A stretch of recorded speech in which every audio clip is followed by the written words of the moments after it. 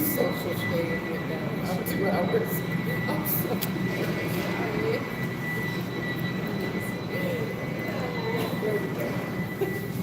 That's what it's going to be doing. now you're just going this morning. We live. We good. All right, bro. We live. Should we get IG Live? So It is.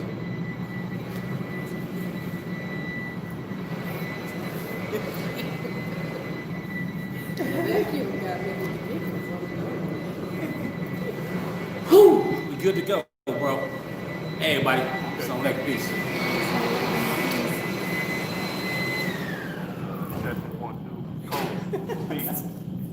Yes, sir. Tested 1, 2, 3. Everybody, if you're watching this on this laptop right now, we are behind the scenes with my man Marcus Jones. So, yeah, we're about to do this interview. We'll talk about some black polygyny.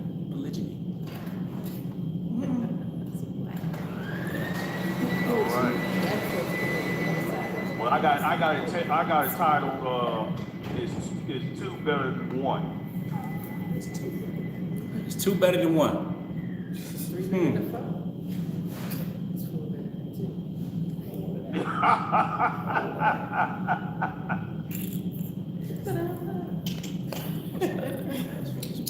Defeated. Well, you know, I'm in the deep south. So what we about to talk about is like, yeah. And pretty You know what common, I mean? actually. So Well, we're in Jim Crow North, so let's get it. Where you at in the deep south? oh man, I'm in Huntsville, Alabama, man. Huntsville, Alabama. Our peoples come from Mississippi, so Mississippi, Louisiana, and Mississippi. You from Chicago originally? Louisiana, Alabama. No, sir. I mean, we born and raised He here, just but sounds our like people, it. He just sounds You like know. he's from Chicago. yeah, we got people out there, worked out there a little bit, wild hunters and all that. Anyway, we know y'all here. We're not, ignoring you, IG, YouTube, Facebook, but we here behind the scenes, about to do an interview regarding is two better than one, or basically what's going on with polygyny in the black community, or can it work in the black community? So. Cool. So you'll hear my man Marcus. If you're not on it live or you're not on his live stream, then you're going to be hearing us respond to him. So prayerfully you can hear it well. There's not too much noise in the background. We're kind of at the office after hours and the cleaners are here. So there might be a vacuum or two that I roll through in case you're wondering. I'll be like, oh, we can't hear you. It's noisy. That's what it is. But Marcus Jones, he's going to be broadcasting live on Facebook. We're also doing a Zoom. So prayerfully you'll be able to benefit, ask some questions and stuff afterward, after we answer some.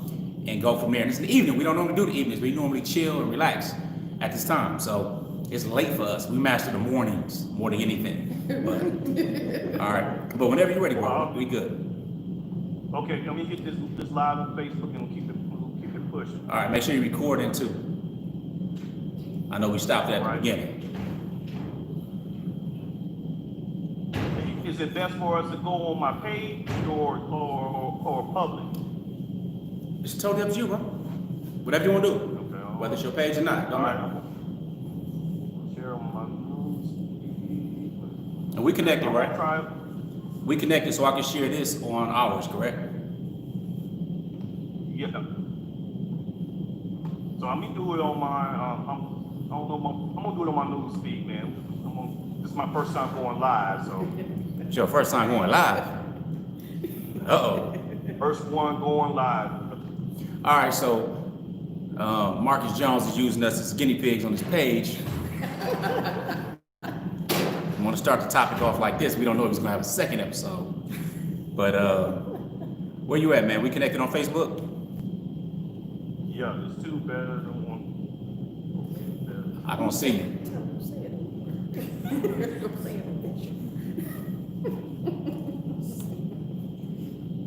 Yeah, see that. One second, I'm coming. All right.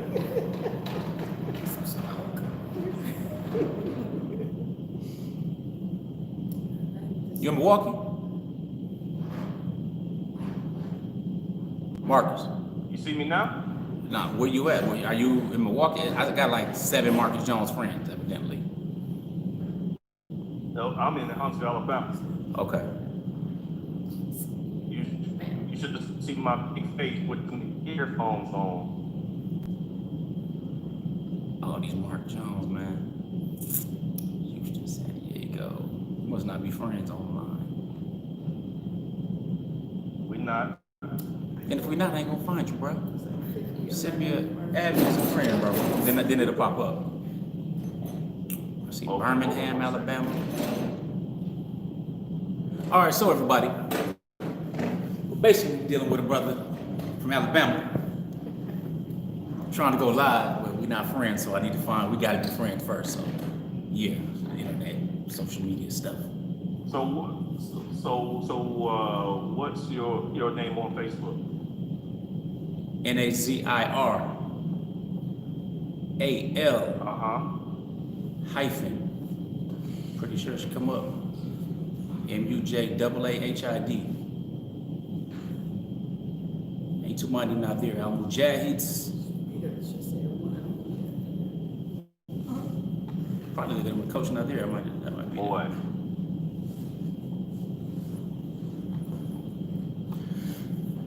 First lesson. Let me see if I can find it. You see who it Yeah. is? So you the suave brother in Egyptian. In Egyptian. That's not a full sentence, bro. Come on. No, well, I mean, it is. You know what? That's Alabama. I ain't even sure. Yeah, that's me. That's me. but don't play me like that, bro. Okay, so you ain't in Egypt. So I found you, brother. All right, cool. I remember you. I see you. All right, now we're good. Check your page out. Share that. It's like 200 Marcus Joneses. All right, but yeah, he go public. That's why if I ever had, that's if I have a child, I wouldn't name him Marcus Jones. I wouldn't name him. Don't name him Michael either.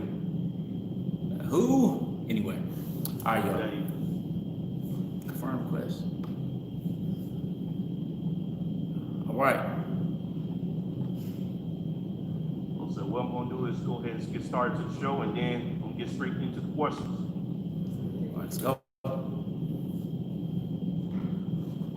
All right. 5, 3, 2, 1.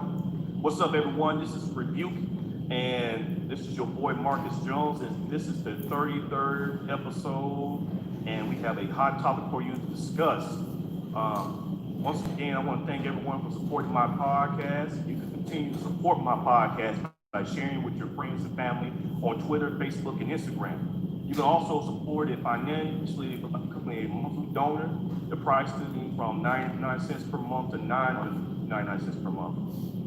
Or if you don't like that route, you can send whatever your heart desires to my Cash App, $REBUKE. So that is $REBUKE06. This helps the podcast move into the direction of donating back to the Black community, and one day dishing out scholarships to Black men and women attending colleges.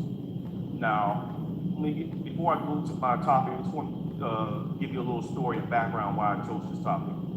A couple of years ago, I was in the barbershop, and you know how brothers are in the barbershop. We talk about various topics, sports, money, rap, and all that. But for some reason, we was talking about women. And a lot of the brothers were talking about, would it be beneficial to have another woman in the household? And it was kind of weird to hear these brothers talk about having another woman. And, you know, they basically explaining to me that, one, you know, some women are good at particular areas better than others, and it would be nice to have one. Now, I went on Instagram and I found a page discussing this topic as well, and it goes very in detail, and it's very astonishing that there are Black women supporting this movement. And I found out the rapper Akon, he supports this. He actually practices this actively. Now, also over the years, this topic has been discussed, and it has been frowned upon. But I did some research on my grandmother. I did a DNA test on my grandmother, and I found out she's from the Hausa and Fulani tribe in Nigeria. And I did more research on that tribe, and these tribes practice this, what we about to discuss. What we about to discuss is polygamy. And the topic today is two better than one. I am very honored to have, for my first live, Coach Nyla, Nazir, and his lovely wives, Fatimah and Nyla. Did I say that right? Yes. Good job. Thank you. Yeah. I want to make sure I say it right because I saw y'all videos. Y'all don't want to get beat up. Yeah. I don't want to get beat up. Yeah, man. What's so interesting, man, is that not only is that program, my podcast is reestablishing Black unity, knowledge, education, economics. I wanted to create this podcast to bring the Black culture together, and it's very honored. It's an honor to have you on the show. It's also an honor for you to be the first Muslim on the show. So I'm very honored to say that you are the first, because I tried to unite all of them and put all our religious beliefs and all our society to unite as Black people. So I'm honored to have you and your wives on the show today. Thank you, bro. We appreciate that. It's an honor to be here as well. So, much as we can be of service and teach people, it's part of the mission of what we're doing. So we appreciate you reaching out. All right, appreciate it. I'm gonna go ahead and get into it because a lot of people, a lot of my fans, I posted this question and they have a whole lot of questions for y'all. So a lot of these questions that is not from me. It's from them. It's for a friend. Yeah. So this first one is for me though. Is that what is polygamy, Coach? How long your family's been practicing, and what made you decide to practice this? Although you had a woman in the beginning. Well, first, we believe obviously there are power in words. Okay, so specificity is very important. Even though 9 out of 10 times when somebody says polygamy, they're talking about what's known as polygyny. So polygamy means having more than one spouse. All right, doesn't depend on the gender. That means a husband can have multiple wives, or a wife can have multiple husbands. But just like you mentioned now, we're in a barbershop talking about polygamy. In reality, probably in the barbershop talking about polygyny. So the term where a man has more than one wife is polygyny. Okay. Now, when a woman has more than one husband, that's polyandry. So polygamy is the umbrella term, and under those terms, you have the man with multiple wives called polygyny, which is what we practice and what most people mean when they say polygamy. And then there's polyandry, where a woman has more than one husband. Okay, so specificity is important just for that reason. So we just want to kind of give a definition there. And we have been practicing polygyny almost 11 years now. Well, I have been practicing polygyny almost 11 years now. Again, because it's a man married to more than one wife. Okay. So, I guess the first question is more geared toward me. So it's what made you decide to practice this although you had a wife? Well, I think one, that's a natural part of man, see, because it's different than having a wife is different than having a woman. Okay, having a wife means you've accepted responsibility, a commitment, you want to build a family. All right, at least for a man of value minimally. Not just a man. A man, somebody can just take care of himself, and that's that. You have good men, bad men, all kind of stuff that's out there. The sad part is the pool of good men or men of value is extremely small. So I wanted to experience it, and I become a Muslim. We were raised Christian. Kindergarten, 10th grade, we were in Christian school. We were all Christians at one time, and went on our own journeys and our own searches, and we became Muslims. So I got married when I was 19. So Coach Fat. Reason, because it's not widely accepted, even though it's been around longer than monogamy has. But to be able to give people insight on what it truly is, and not the imagination or the hallucination or the stereotype of what they think it should be or what they think it is, or my co-wife and I, we actually did a couple of videos, but one was where people called it legalized cheating or permissible cheating or something like that. Like what Coach Nazir said at the beginning, he said it's a difference between having a woman and having a wife. So the thing is, we've realized that when we decided to put our story out there, our journey out there, and our services out there, a lot of people started to come out of the woodwork stating that this is something that they needed, this is something that they wanted. A lot of minds were changed, a lot of perceptions were changed because they see what it really is. And that seems to be one of the driving forces for me to continue to do this work, because we're constantly seeing more and more people understanding what it really is, and not only understanding what it really is, but really wanting to do it in the proper fashion. People always say, well, I don't have a problem with polygyny if it's done right. Well, we don't have a problem with anything if it's done right. So the problem is that polygyny is not getting its fair share of airplay or airtime, and people don't know, they don't have the guidance. And we decided to be those guides in order to allow people to have that. Well said. Great answer, great answer. Now, it's gonna have to stick with the ladies again, Coach. This next question. How was practicing this in the beginning versus practicing now? And the ladies want to know, how can y'all keep the jealousy in check? One thing The emotions. One thing that I learned is that taking away the ownership and saying the words, my man, because, I remember my grandmother telling me early on, she said, he's God's man. He's not your man. He's not her man. He doesn't belong to his own children and parents. So see, he can't be yours, because if he was mine, I could stop him from dying. I could make him live as long as I want, or I could make him do whatever I want him to do.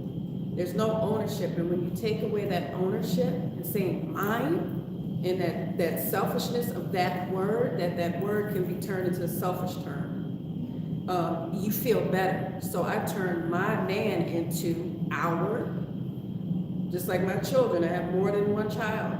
It's their father. So they don't say, my dad said, and the other child goes, my dad said, da da da. They say, our father said. Our Abu said it. So when I start to change the meaning of words that society has placed on me, has placed on our family, then the jealousy can start to be in check. Instead of saying, why is he over there? It started to go, why shouldn't he be over there? That's his other house, that's his other wife. We're all the same. In our family, it's one big family, but words can create separation. So that's one thing I checked, were the terms and the self-talk. Not trying to rob my co-wife of her rights or our husband of his. These are basic human rights. So I'm not about to look crazy by saying that's his baby mama. No, that's his other wife. Because we don't practice that in our family, where we say, I'm his wife and that's his baby mama. We want to do jokes. We're both baby mama, but we're both wives. So we play around sometimes with that. But I really had to teach people how to talk to me about polygyny in my family. So one way was to say, he's where he's supposed to be today. He's at his wife's house. He's at his house with his wife. This is coming from my mom. So it's a lot about that, and I'm past it. Because I can go on and on. Beginning versus now, too. So. Yeah, it was difficult.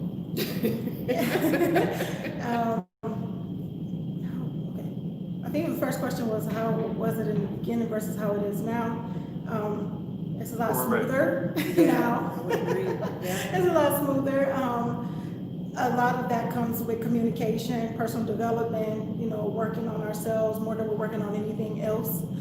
And realizing that the journey takes time, realizing that everybody has their own time and their own method of processing things and handling things, and giving that space and giving the opportunity to everybody. So that's that's one of the things. And how to curb the jealousy. Realize that jealousy is a normal thing, you know, that is normal to be jealous. However, realize what it really is. We talk about clarity and what words mean. And I always look at the difference between jealousy and envy. Now, envy is that you don't want the other person to have what they have. You know, being jealous, you may want what they have, but not want to take what they have. Like you maybe want their feeling of happiness. You see that they're happy. You want to feel that happiness. You want to feel some joy. You want to feel that stuff, but you don't want to take that away from them. So the thing is like, how can I get that too? So jealousy, sometimes we can use our jealousies to fuel our betterment, so to speak. We can use our jealousies to say, okay, how can I be better? Or what am I not doing right? Or what am I, is this true, the things that I'm thinking? Because sometimes if we do allow our jealousies to overcome us and overtake us and get into the bad side of it, where it's controlling our life, controlling how we are interacting with each other, controlling the way we feel about certain things in a way that is negative, then we have to ask ourselves the proper questions. Is this true? Whatever I'm feeling, is it true? Why am I feeling this way? Is there a possible reason? Is there a possible way that I could be creating these things? When we start looking into ourselves as the problem and the solution, we start to become a lot better because we're not giving away our control of, improving our lives or improving our relationships. So a lot of people ask, how did my co-wife and I become so close? It wasn't always like that. Now, we were always cordial. We were always cordial because we, believe in that and we believe in respecting each other. But how we became so close is that we communicated with one another, we respected each other's differences, we got to know each other more, and communication was a big deal. And any type of jealousy is just our own thoughts.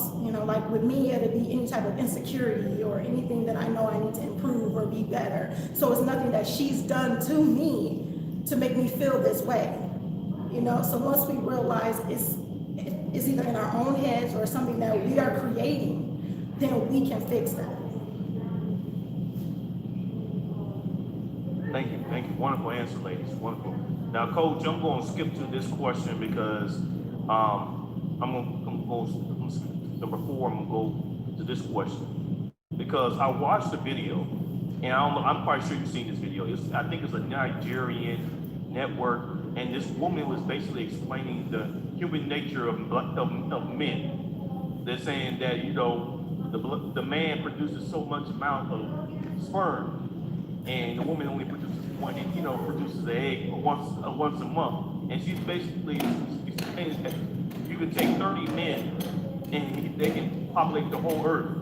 And I was like, you know what? She makes a lot of sense. I didn't say that out loud, but she does make a lot of sense. Sisters don't want you to make sense. But my question is for you, brother. Do you think men are naturally you said is it Polygynous? naturally polygamous? Yeah, polygamous? Polygynous? Yeah, no doubt. Yeah. Yes. I mean, it's relatively simple to see. It doesn't take many scientific or sociological experiments to know this stuff. I mean, we could look at our own relatives. I have uncles, I have grandfathers, I have, people, they do the thing. The challenge is we give this we like a facade. We prefer a really, really pretty, sexy lie than just the blunt truth.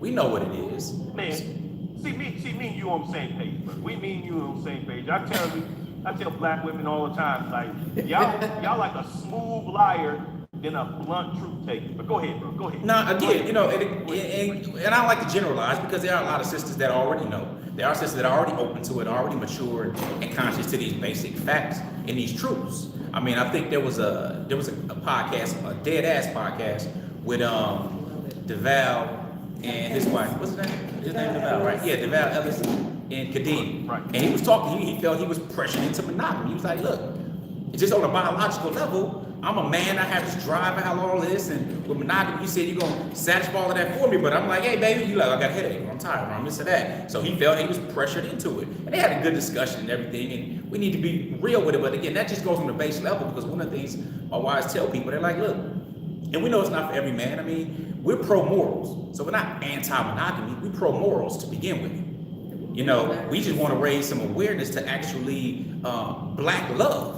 Real black love, the black love you don't see. You will more see homosexuals talking about black love and be on a show and be portrayed than polygyny, which is the only form of polygamy that's actually family based. Everybody knows who the father is. He got to provide for the family. We talking about it takes a village. This is not brand new stuff. When you look at all scriptures, for example, it talks about it. Now again, we Muslims, so we follow the Quran. Islam simply came and restricted and legislated polygyny. When I was Christian, they talk about how Solomon had 700 wives with 300 concubines. Well, Prophet Jacob had 4 wives. Abraham had 2 wives. This is common. It's the exception to only have 1. And if we look at it, we just look at the technological advances over the last couple hundred years, women, they was pretty much out trying to be with the man who's the most secure. So, or has, that can provide the most security. So even today, when the guys who had these clothes that you flashy, or the cars, or all these things, women are looking more for security. This is basic stuff in the nature, but they have to dial themselves up to get the attention of men. And we talk about how women are seduced by their ears, while men are seduced by their eyes. We like what we see, but women like what they hear. You know what I'm saying? This is just normal, natural, biological stuff. It ain't something new to the black community. I mean, we can point out people's leaders, whether it's a Jesse Jackson, or whether it's a Jimmy Swaggart, or this preacher over here, and that man minister over there. They forget the part of the scripture that tells them to marry him. Because when you marry him, that's responsibility. If we look at the reality, and monogamy is to help satisfy and protect men. It's not really to protect women. It's saying, listen, you got this one legal wife here. You take care of what comes from that. Anybody else? No. They're to the side. You're not responsible for that. Despite the fact of the need, see, polygyny is an ancient solution to a modern problem as well. I come from a city where 8 out of 10 households, black households, are run by single parents, single mothers in particular. All right? And then women still have to, well, go get your own man to go do this. You know what? Listen, yeah, that sounds good in reality. It sounds great. But where's this pool of good men? All right, see, because Coach Fatimah, we have 7 children. Coach Nyla and I, we have 5. I have 3 biological sons. But out of these, we have daughters. And I'm trying to marry my children. We have, Coach Fatimah, all our daughters are grown.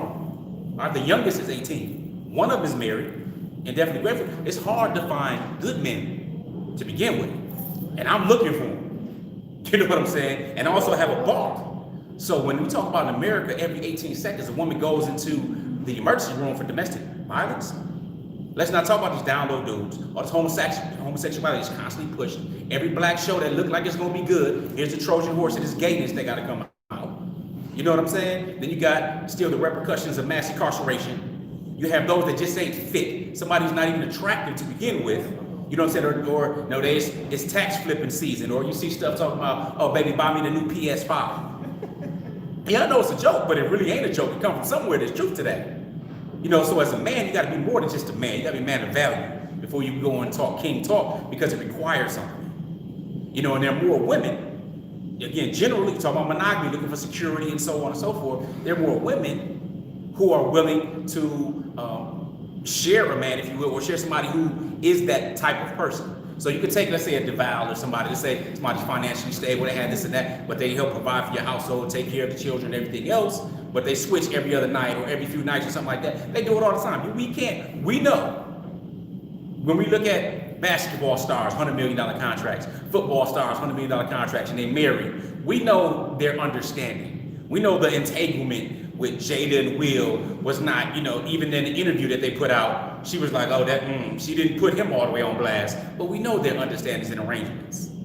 So we'd be foolish to think it's not something not only natural and doable, but that's something that's ostracized only because of fear and insecurity women think it could possibly happen to them, even if they're not even in the pool of it happening. But it's easier for a man to cheat, to deal with prostitution, all kind of other stuff, than it is to deal with taking care of an actual family and being a man, because it requires that you're more than average. That makes sense. Agreed. Now, let's keep the mic on you, Coach Nazir. pointed out, women outnumber men on this earth. Right. Just facts. And black women, and you know, I hear it too, brother. They constantly complain about there's no good men, and they want to use incarceration rate. I just think that they're not attracted to them. You know, they're more materialistic. You got to be 6'5", you know, drive a Lamborghini, and and got to have the name Young in front of your name, Young Merc or whatever. So why, if when black women outnumber black men, why would they won't accept this type of lifestyle? I mean, again, I don't like to generalize. I don't like to generalize because there are many women. There are a number of women. I can't say many. There are a number of women that talk on polygyny. I mean, whether it's like Sister Ayana or even Erica Lachey and other individuals that really talk about a lot of this wisdom. So there are those who do. However, we can go into the whole PTSS, if you will, the post-traumatic slave syndrome that we have. There are a lot of things that we accept that are not from our culture. Regardless, like you said, you looked up your grandmother's ancestry and found where you come from in a different part of North Africa that they practice polygyny. Which is true, to this day, they still do, whether it's Akon or people look at Janet Jackson. You know that the baby she had at 50, she was the 4th wife to a Muslim brother who was a billionaire, and I forget what country. They were married for 5 years. She was his 4th wife. Not 4th wife like he was married, divorced, married, divorced, married, divorced. No, he had 4 at a time. She was number 4. Janet. wow. You know what I'm saying? Wow. So she practiced polygyny and everything else. Right? You know, or you look at talking about being real or talking about ostracizing, you got Jay-Z with 444, right? He got Beyonce supposed to be a 10, got all this type of stuff going, but for some reason in society, they still pushing the whole monogamy thing. All right, where he would have to be more of a man to step up if you wanted to go ahead and step out, if that makes sense. Now now here's the challenge. When we talk about pro morals, polygyny is not a solution for somebody who ain't got morals. Like, I'm gonna step out, but let me go ahead and marry her because I just can't control myself. That's foolish. That's a lack of self-discipline. And the lack of the first rule of breaking is the lack of self-discipline, the manhood. You can't control your desires and control things to find a solution to these challenges that you have, then you're not really a man. You're not on that path. So this is not a solution for immoral behavior. Okay, that's acting on something immorally. However, if you have natural behavior, Islam in general comes to deal with that. It comes to satisfy whatever situations or desires or things that you have in a moral fashion. All right, that makes sense to you. But I can't speak on why black women would say something. It'd be better to hear from either Coach Nyla or Coach I was gonna say. Just real quick. Okay. I just wanted to. Just a little quick fun fact. I wish I could remember what city or what place it's in. I don't know if it's somewhere in Asia. This country has, the majority of this country is women, and when they date, it's not foreign for them to date the same guy multiple times because there's not a lot of men there. So they're not upset about this at all. It's expected. We're in a society that tells us you can't share, that something is mine, and no one has any rights to it but me. It's a conditioning that happens. And one thing we find out, like myself, for example, since my grandpa wasn't perfect and my father wasn't perfect, and they all practiced having more than one woman or juggling. My father had 5 baby mamas and 5 kids, 4 baby mamas. My mother has 5 kids and 4 fathers. So there's a conditioning that happens when you have those kind of parents. You go, okay, my grandpa acted up, my dad acted up, my husband, I'll be damned if he act up. I'll be damned if I'm gonna share him. See? But we don't know what we're gonna do. That's why Muslims say, inshallah, God willing, I will have to deal with X, Y, and Z. But there's something in us, I think, as black women, where we've seen our families before us fail us. So we don't want our family to fail. And when we look at men sharing women, we look at that as failure, instant failure. Because he can't love me at the same time that he loves someone else. Why not? We love our children. I love all 7 of my children at the same time. I love my parents at the same exact time. See, one thing that women need to figure out is that men have bigger hearts than we think they have. And we need to quit putting limitations on how much they can love and how many. Because we might feel like we don't want to juggle more than one man. We don't think, but maybe they want to juggle more than one wife. And maybe they have the ability to do that. I would never want to be a man because the responsibility to have more than one wife is a big deal. This is not a hobby. It's a lifestyle. It happens every single day. I like what my co-wife was saying. People go, well, when is Nazir's day with you, Fatimah? No, it's his day with us. See, it's what you tell yourself. Because then that word share, it doesn't bother you so much. When you have that good healthy self-talk about what a man can and cannot do.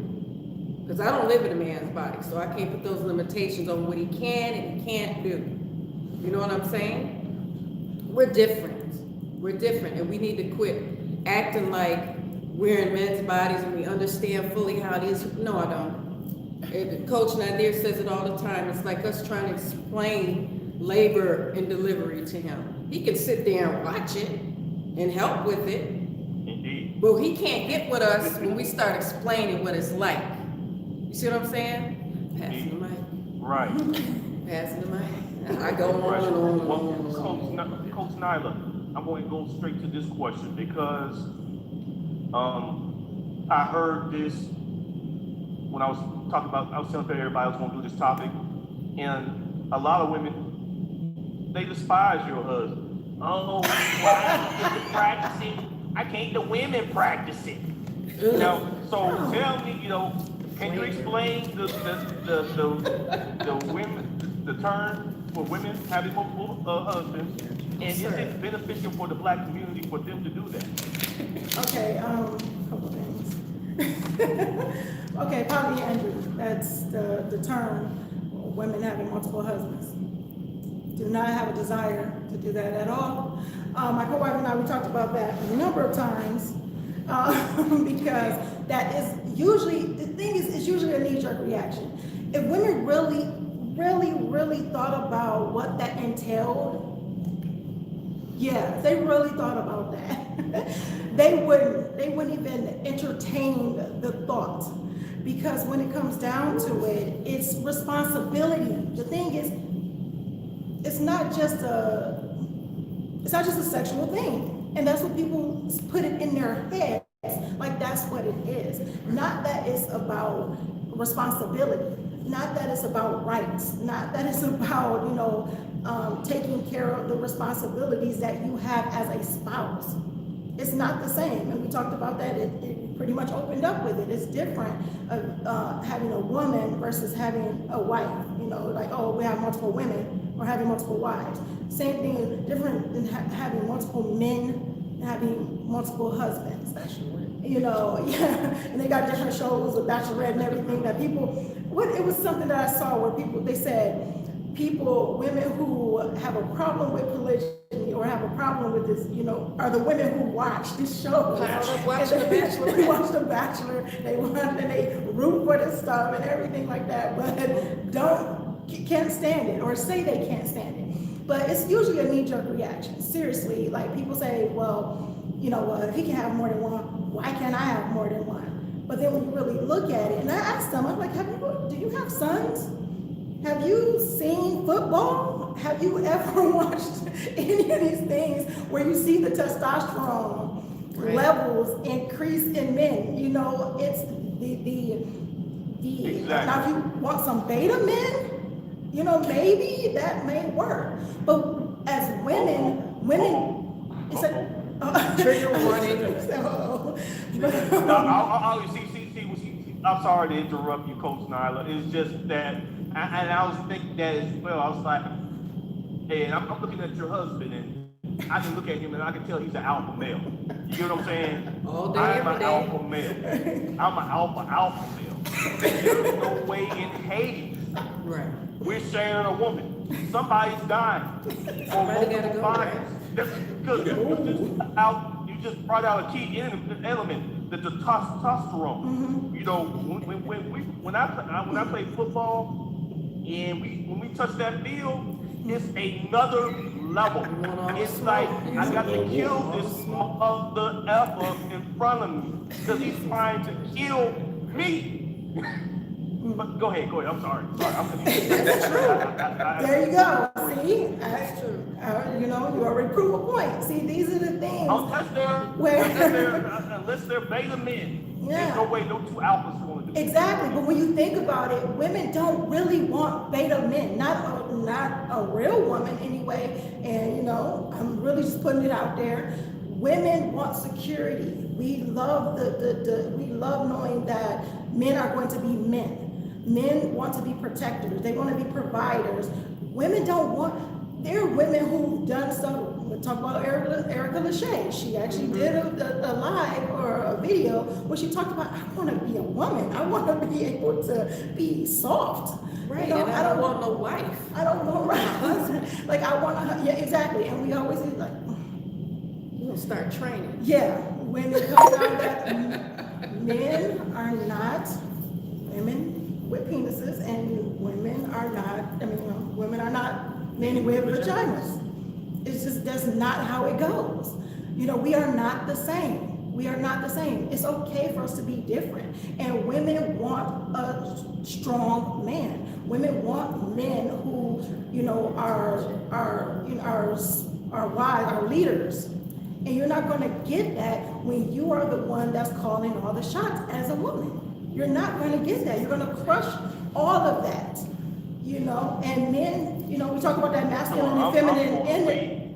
You know, we talk about that masculine versus feminine, or the masculine energy. Men don't want a masculine woman, just like women don't want a feminine man. I ain't trying to square up with him. Preach. Well, hold on. And then my grandmother told me something when I was a teenager, right before those teenage years.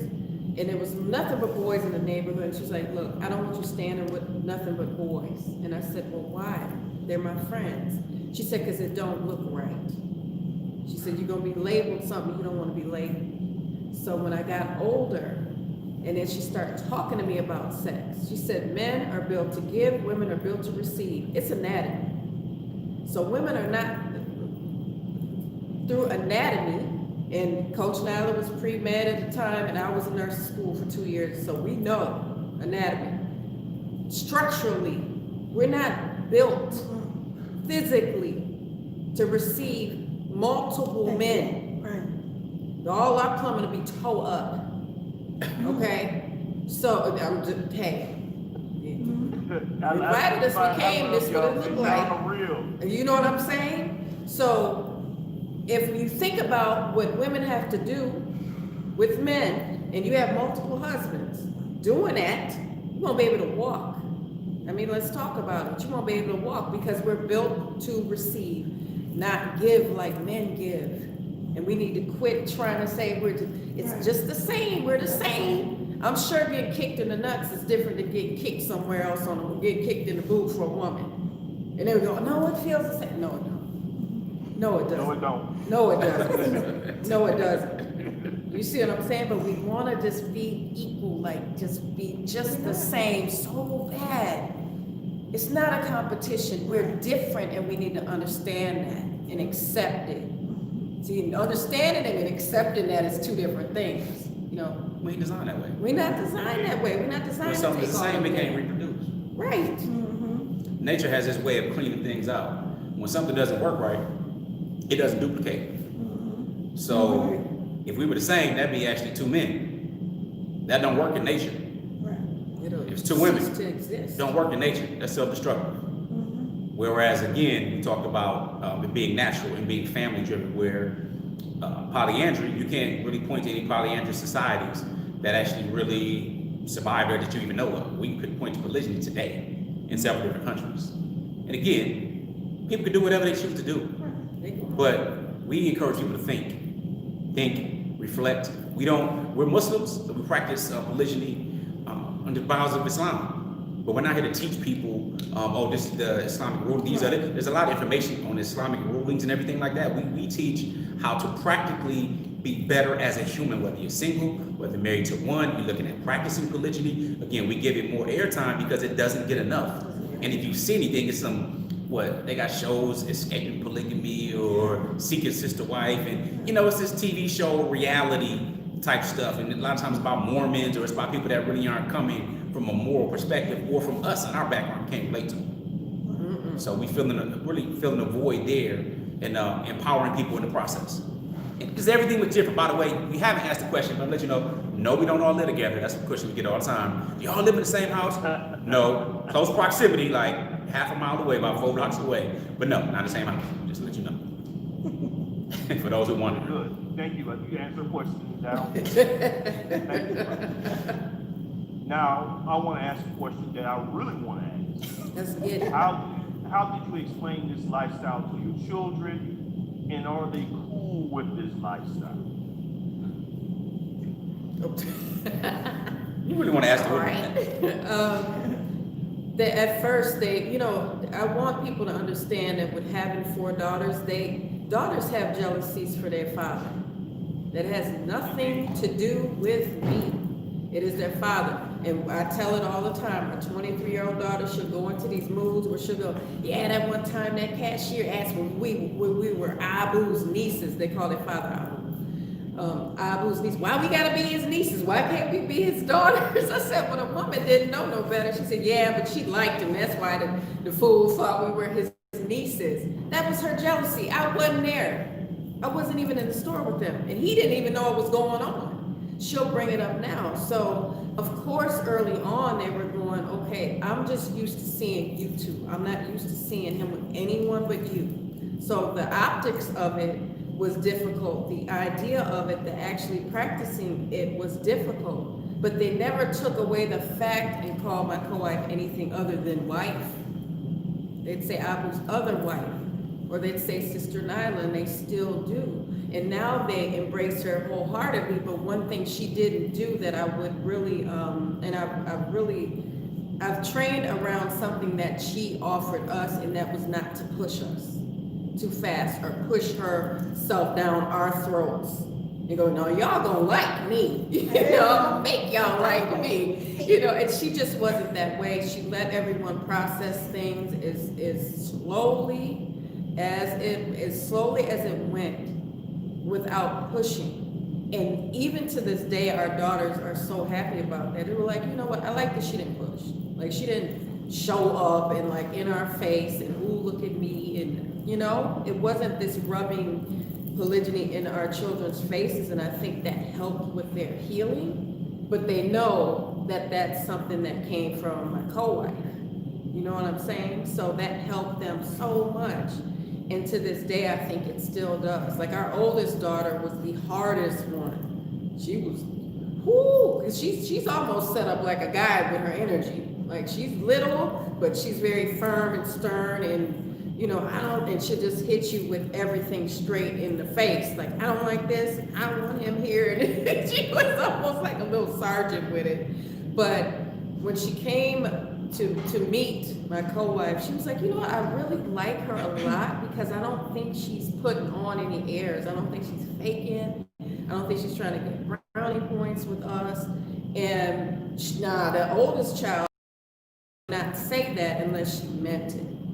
So it helped her so much to be able to accept everything and say, because this person is the way she's representing herself, and it's a fact, and it's not fake, that helped with their healing. So shout out to Coach Nyla for being who she says she is. And keep in mind too that right now we're going into our year 11, so don't compare. People shouldn't compare our year 11 even to our year 1, okay, or our chapter 10 to our chapter 1. So there's a lot of growth in the process. But my oldest children, they were young teenagers, early teens, 2 early teens, and then the rest were younger. Yeah. So everybody else is normal. I mean, for example, the boys. For example, I had 4 daughters first, and then followed by 6 boys. All right, so I have 10 biological children that have bonus children, and Coach Nyla's going to speak on that in a second with the bonus children. So what's normal? First of all, you teach them life. Okay, we teach them life. Our children know about this agenda. We know they know about the war on the black family to begin with. So when they see homosexuality, these different commercials now, and we discuss these different things, they know how to read between the lines, because not only are we black, All right, which has always been a problem sitting here in America, spelled with a triple K. But now we Muslim too. And we try to look at, Muslims or Islam as though it's a foreign thing. So you hear this Al-Qaeda and ISIS, but you forget about Malcolm. You forget about Kunta Kinte. You forget about us being over here far before Columbus. So we have to teach our children all of these different things. So they know that polygyny is a form of marriage. It was just new. And it was also different from the way social engineering is set up. When you look at morals, now if you say something, bad about homosexual, you just can't even have your own opinion. It doesn't mean you want to hurt them or harm them. No, you just say, look, I don't agree with the lifestyle. It is what it is. It's something that's self-destructive, not coming to you from a religious viewpoint. If everybody did it, it's a human race. Boom. I can have my own opinion. Anybody can have whatever their opinion about polygyny and otherwise. But we live in such a society that has a social construct against morals. So now the people who are talking about something moral, which is actually the majority, no matter what their belief is or lack of thereof, just in the whole idea of self-preservation and your instinct to survive. If you speak against that, you're looked at as crazy because you're talking about something more. That right there is the challenge. So we teach our children about that. We teach about polygyny, how it looks, but I also let my children know I'm married to my wife. I'm available at all times to them, to everybody. And I demonstrate that because you can say one thing, but you have to be demonstrable. I don't want to be like my father. We all come from different levels of trauma and backgrounds and experiences that we've all had. All right. But one thing I did not want to do was be the weak soul that sits there and say, do what I say do, don't do what I do. That's some of the most hypocritical behavior, period. And I don't want to demonstrate that in front of my children. Again, it's one thing to be a man and talk all of that. It's another thing to be a man of value and then strive to be better. Because I'm not the same person I was back then. I didn't have enough courage, the way things needed to go. I didn't have trying to figure stuff out. So you try stuff like Cat Williams said, you try it, don't work, try it again. There's a lot of different things that occur. So in that process of growth and commitment, then you actually grow. Then you get better